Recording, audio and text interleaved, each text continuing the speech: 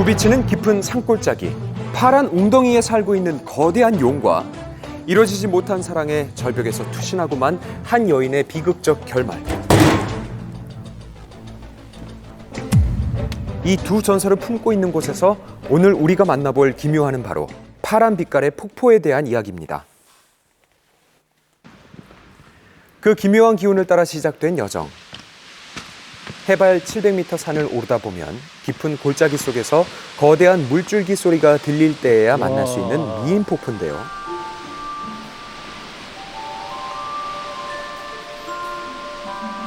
국내에서 보기 힘든 독특한 지역으로 이루어진 협곡. 그런데 무엇보다 더 기묘했던 건 바로 그런 협곡 사이를 오묘하게 흐르고 있는 이 폭포의 색깔이었는데요.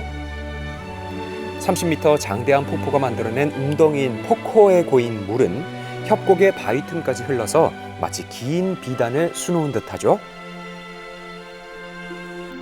와, 자연의 신비인 걸까? 아니면 신선들이 만들어낸 놀이터인 걸까? 궁금해질 찰나였습니다. 정말 신기하네요. 네, 이 마을과 60년을 함께했다는 주민이 파란 폭포에 숨겨진 비밀을 알려주겠다며 한 걸음에 달려오셨는데요. 안녕하세요.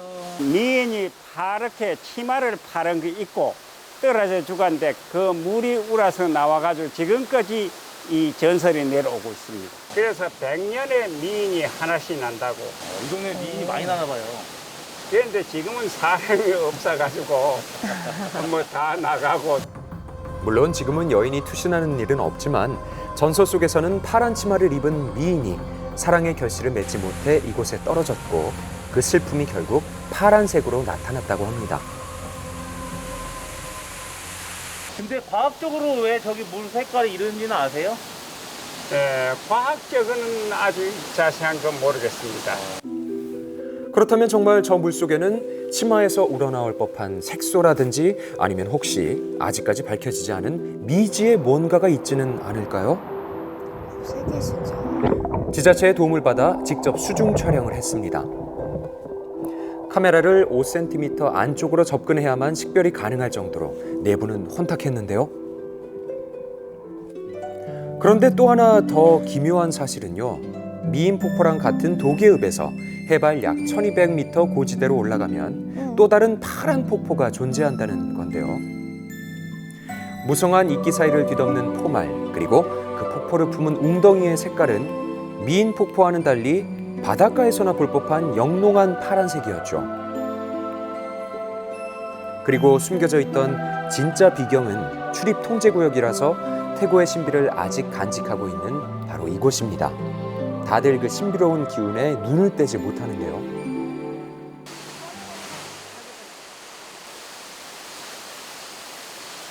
아직까지는 제가 살아오면서 보지 못했다고나 할까? 그런 물 색깔인 게 느껴지는 것 같아요. 아우 신비롭죠. 인간이 만들 수 없는 신비로운 거. 물이 만드는 작품 아니에요. 해발 1200m 고지대에서 폭포가 만들어낸 거대한 폭포도 신비로운데 그 색이 우리가 흔히 아는 투명한 색도 아니고 이런 이국적인 푸른색이라니 그 내부가 더욱더 궁금해졌습니다. 실제 수심을 확인해 본 결과 5m가량 되는 엄청난 깊이였죠. 그런데 미인 폭포와는 달리 시야 확보가 수월해 보였는데요. 그렇다면 파란색의 비밀, 수심 때문인 걸까? 아니면 또 다른 이유가 있는 걸까요?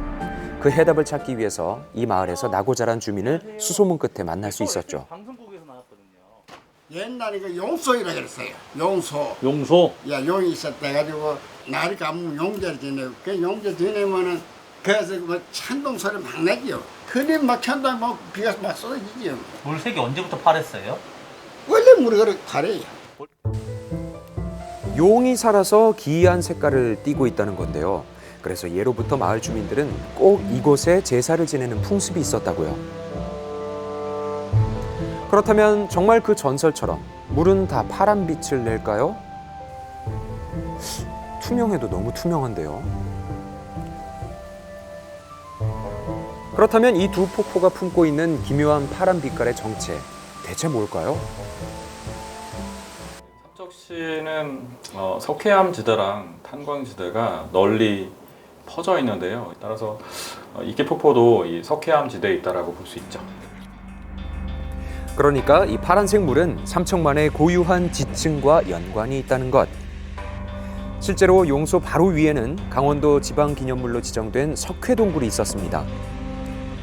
그래서인지 침전물들이 쉽게 부서지는 걸 볼 수 있었죠. 석회암 지대에 있는 물은 대부분 탄산칼슘이 용해되어 있기 때문에 햇볕이 들어왔을 때 파란색 파장이 잘 산란이 된다고 해요. 빛의 산란 작용이 활발하기 때문에 파란 빛을 더 띠는 거죠. 보통 석회암 지대에서는 물에 쉽게 녹는 석회 성분들이 탄산칼슘 입자가 돼서 물에 부유하게 되는데요. 이때 빛을 받으면 파장이 짧은 파란색부터 먼저 반사된다고요. 석회암 지대에 호수가 있거나 강이 있는 경우에 보통 블루 레이크, 블루 라군, 블루 리버 같은 지명들이 흔하게 붙은 걸 알 수가 있습니다.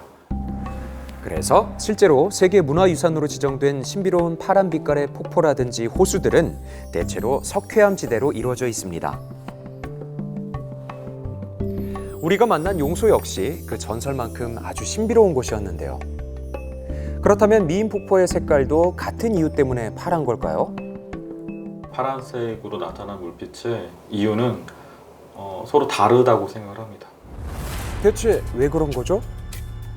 미인폭포 주변에 있는 암석은 퇴적암입니다. 탄광지대가 널리 퍼져 있는데요. 그 상류 유역에 있는 석회암, 그다음에 석탄층 이런 곳에서 같이 내려오는 물이 섞이면서 좀 약간 혼탁한 파란빛을 띠는 것 같습니다. 미인폭포의 협곡을 따라서 하천을 거슬러 가다 보면 지금은 사라진 폐광산터가 남아있는데요. 여기부터 내려오기 시작하는 물은 오랜 세월의 산물처럼 유유히 자연 속을 지나고 있었습니다. 폐광산을 이제 뚫었던 거니까 비는 계속 내릴 거고 그 비들은 또 광산을 통과해가지고 나와서 하천 쪽으로 흘러갈 거고 광산 안에 있는 그 중금속 성분들 같이 녹여서 이제 같이 들어오게 되는데 이제 그런 물들이 이제 들어오게 되면서 백화 현상을 만드는 거죠.